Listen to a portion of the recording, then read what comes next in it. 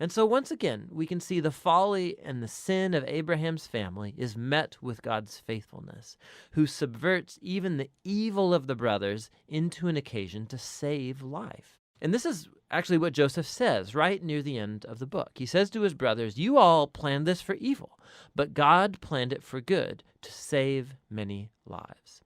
Now, these words are strategically placed at the end of the book because they summarize not only the story of Joseph and his brothers, but the book as a whole.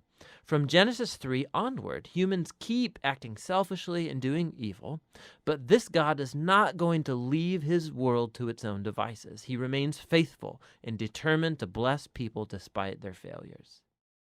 Genesis 46. So Israel took his journey with all that he had and came to Beer-sheba, and offered sacrifices to the God of his father Isaac.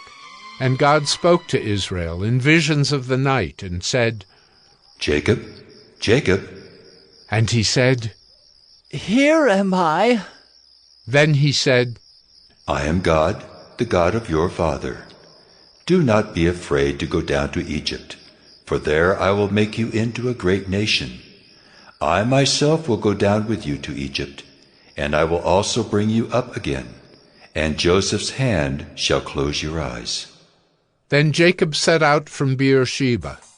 The sons of Israel carried Jacob their father, their little ones, and their wives in the wagons that Pharaoh had sent to carry them.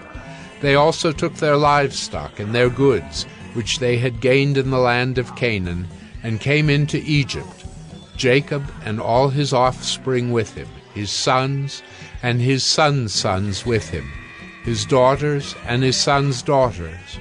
All his offspring he brought with him into Egypt.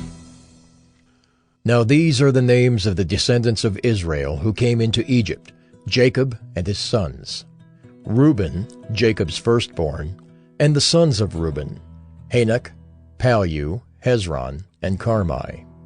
The sons of Simeon, Jemuel, Jamin, Ohad, Jachin, Zohar, and Shaul, the son of a Canaanite woman.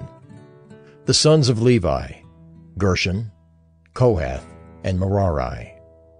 The sons of Judah, Onan, Shelah, Perez, and Zerah. But and Onan died in the land of Canaan. And the sons of Perez were Hezron and Hamel. The sons of Issachar, Tola, Puvah, Job, and Shimron. The sons of Zebulun, Sered, Elon, and Jaleel. These are the sons of Leah, whom she bore to Jacob in Paddan Aram, together with his daughter Dinah. Altogether his sons and his daughters numbered 33. The sons of Gad, Ziphion, Hagi, Shunai, Esbon, Eri, Eridai, and Areli. The sons of Asher, Imnah, Ishva, Ishvi, Beriah, with Sirah their sister. And the sons of Beriah, Heber, and Malchiel. These are the sons of Zilpah, whom Laban gave to Leah his daughter, and these she bore to Jacob, 16 persons. The sons of Rachel, Jacob's wife, Joseph, and Benjamin. And to Joseph in the land of Egypt were born Manasseh and Ephraim, whom Asenath, the daughter of Potipherah, the priest of On, bore to him. And the sons of Benjamin, Bela, Becher, Ashbel, Gera, Naaman, Ehi, Rosh, Muppim, Huppim, and Ard. These are the sons of Rachel, who were born to Jacob, 14 persons in all. The sons of Dan, Hushim. The sons of Naphtali, Jaziel, Gunai, Jezer, and Shillem. These are the sons of Bilhah, whom Laban gave to Rachel his daughter, and these she bore to Jacob, 7 persons in all. All the persons belonging to Jacob who came into Egypt, who were his own descendants, not including Jacob's sons' wives, were 66 persons in all. And the sons of Joseph, who were born to him in Egypt, were 2. All the persons of the house of Jacob who came into Egypt were 70. he had sent Judah ahead of him to Joseph to show the way before him in Goshen. And they came into the land of Goshen. Then Joseph prepared his chariot and went up to meet Israel his father in Goshen. He presented himself to him and fell on his neck and wept on his neck a good while. Israel said to Joseph, Now let me die, since I have seen your face and know that you are still alive. Joseph said to his brothers and to his father's household, I will go up and tell Pharaoh and will say to him, My brothers and my father's household who were in the land of Canaan have come to me, and the men are shepherds, for they have been keepers of livestock, and they have brought their flocks and their herds and all that they have. When Pharaoh calls you and says, What is your occupation? You shall say, Your servants have been keepers of livestock from our youth, even until now, both we and our fathers, in order that you may dwell in the land of Goshen. For every shepherd is an abomination to the Egyptians. Genesis 47. So Joseph went in and told Pharaoh, My father and my brothers, with their flocks and herds, and all that they possess, have come from the land of Canaan. They are now in the land of Goshen. And from among his brothers he took 5 men, and presented them to Pharaoh. Pharaoh said to his brothers, What is your occupation? And they said to Pharaoh, Your servants are shepherds, as our fathers were. They said to Pharaoh, We have come to sojourn in the land, for there is no pasture for your servants' flocks, for the famine is severe in the land of Canaan. And now, please let your servants dwell in the land of Goshen. Then Pharaoh said to Joseph, Your father and your brothers have come to you. The land of Egypt is before you. Settle your father and your brothers in the best of the land. Let them settle in the land of Goshen, and if you know any able men among them, put them in charge of my livestock. Then Joseph brought in Jacob his father, and stood him before Pharaoh. And Jacob blessed Pharaoh. And Pharaoh said to Jacob, How many are the days of the years of your life? And Jacob said to Pharaoh, The days of the years of my sojourning are 130 years. Few and evil have been the days of the years of my life, and they have not attained to the days of the years of the life of my fathers, in the days of their sojourning. And Jacob blessed Pharaoh, and went out from the presence of Pharaoh.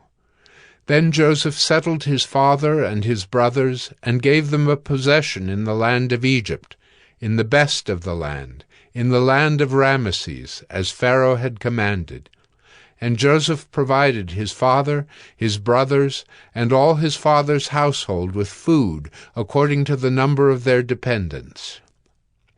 Now there was no food in all the land, for the famine was very severe, so that the land of Egypt and the land of Canaan languished by reason of the famine. And Joseph gathered up all the money that was found in the land of Egypt and in the land of Canaan, in exchange for the grain that they bought. And Joseph brought the money into Pharaoh's house. And when the money was all spent in the land of Egypt and in the land of Canaan, all the Egyptians came to Joseph and said, Give us food! Why should we die before your eyes? For our money is gone. And Joseph answered, Give your livestock, and I will give you food in exchange for your livestock, if your money is gone. So they brought their livestock to Joseph, and Joseph gave them food in exchange for the horses, the flocks, the herds, and the donkeys. He supplied them with food in exchange for all their livestock that year. And when that year was ended, they came to him the following year and said to him, We will not hide from my lord that our money is all spent. The herds of livestock are my lord's. There is nothing left in the sight of my lord but our bodies and our land. Why should we die before your eyes, both we and our land? Buy us and our land for food, and we with our land will be servants to Pharaoh, and give us seed that we may live and not die, and that the land may not be desolate. So Joseph bought all the land of Egypt for Pharaoh, for all the Egyptians sold their fields because the famine was severe on them. The land became Pharaoh's. As for the people, he made servants of them from one end of Egypt to the other. Only the land of the priests he did not buy, for the priests had a fixed allowance from Pharaoh and lived on the allowance that Pharaoh gave them. Therefore they did not sell their land. Then Joseph said to the people, Behold, I have this day bought you and your land for Pharaoh. Now here is seed for you, and you shall sow the land. And at the harvests you shall give a fifth to Pharaoh, and 4/5 shall be your own, as seed for the field, and as food for yourselves and your households, and as food for your little ones. And they said, You have saved our lives.